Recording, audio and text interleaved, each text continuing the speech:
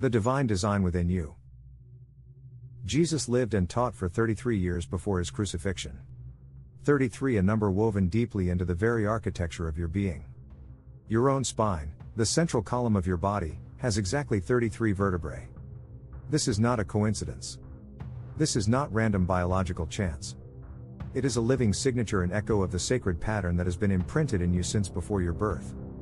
The number that marked the completion of Jesus' earthly mission is carved into your bones, a silent testimony you carry everywhere you go.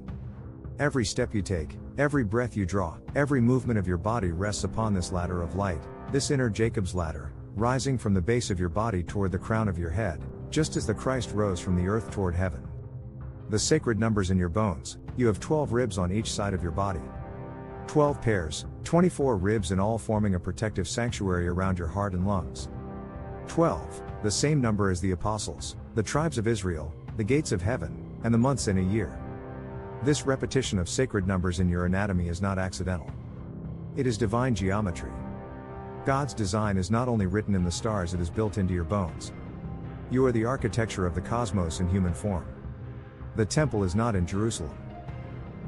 The temple is not in Rome. The temple is you. The body is a living temple. Your body is where heaven chooses to dwell. Not as a metaphor, but as reality. You are a temple made of dust and light, earth and breath, matter and spirit. And within this temple is a holy connection, the vagus nerve stretching like a living cross through your body, connecting your brain, your heart, and your gut. This nerve is not only physical, it is spiritual in its function. It awakens in moments of prayer. It softens when you breathe deeply. It hums when you forgive. It is the peace bringer, the storm calmer, the hidden Christ line that runs within you. When you rest, when you let go of fear, when you turn inward in prayer, the vagus nerve brings your entire system into harmony. It's as if Christ himself stirs within, healing from the inside out. The third day mystery, Jesus rose from the dead on the third day. Christians have repeated this fact for centuries, often without realizing its deeper layers of meaning. Science now reveals something remarkable. On the third day of fasting, your body begins a powerful regenerative process. Old, damaged cells die off. New cells are born. The body resurrects itself. Is this a coincidence? Or is this yet another layer of divine symbolism, showing that resurrection is not only a spiritual event, it is a physical law written into the very biology of creation? When Jesus rose, he demonstrated a truth that your cells already know: death is not the end, but a passageway. Decay is followed by renewal. The seed falls into the ground and dies, and from it springs new life. And your body, this sacred vessel, is designed to mirror that eternal truth. The electric heart and the praying mind. Your heart beats not just with blood, but with electricity. Every pulse is a spark. Every beat is a signal sent through the universe, a reminder that you are alive in both body and spirit. When you pray, your brain literally lights up. Neural pathways activate. Waves shift. Areas linked to empathy, compassion, and higher reasoning come alive. Prayer is not a superstition, it is a technology of consciousness, designed to tune your body to the frequency of heaven. Even your tears bear witness to the divine.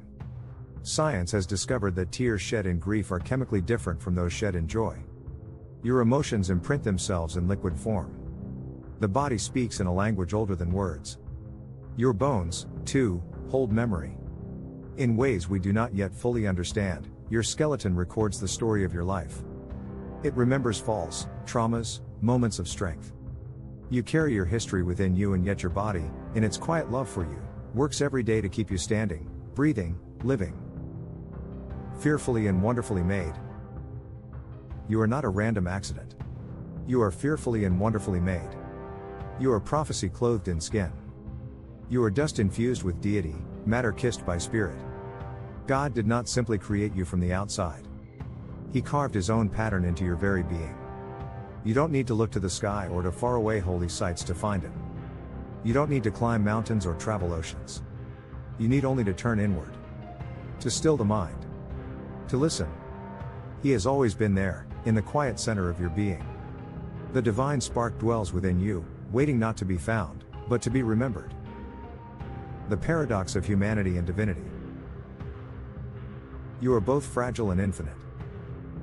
Both human and divine. Both a fleeting breath and an eternal flame.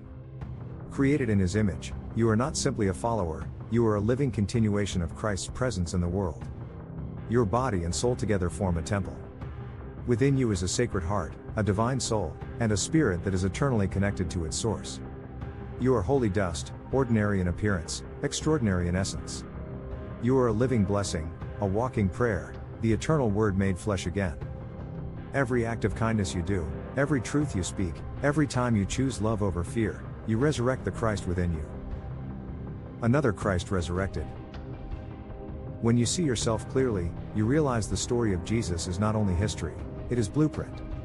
His life was a map, His death a passage, His resurrection a promise of what is possible for you. You are, in your own way, another Christ resurrected, not in the sense of replacing Him, but in the sense of carrying forward His Spirit. You are here to embody what He embodied: love without condition, truth without compromise, light without shadow. And the same divine intelligence that designed His journey is at work in you. The same sacred numbers. The same patterns. The same potential for death to turn into life. Look within, so stop searching for God in faraway places.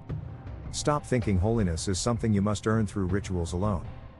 Your very body is the ritual. Your breath is the prayer. Your heartbeat is the hymn. Within you is the spark that has no beginning and no end. Within you is the ladder of 33 steps, the ribbed gates of heaven, the cross-shaped nerve that unites your mind, heart, and gut into one holy trinity. You are the garden and the temple. The seed and the tree. The question and the answer. The invitation. The question is not if the divine lives in you, the question is whether you will live from that truth. Whether you will walk each day as one who is both dust and deity, both finite and eternal. Your spine, your ribs, your nerves, your heart, your cells, all whisper the same truth. You are not merely human. You are human in God. Not because you replace the divine, but because you reflect it. You are the prophecy fulfilled. The Word still made flesh. You are the Christ, here and now, with hands and eyes and breath and voice. And when you live as if this is true, you do not merely remember Him, you resurrect Him.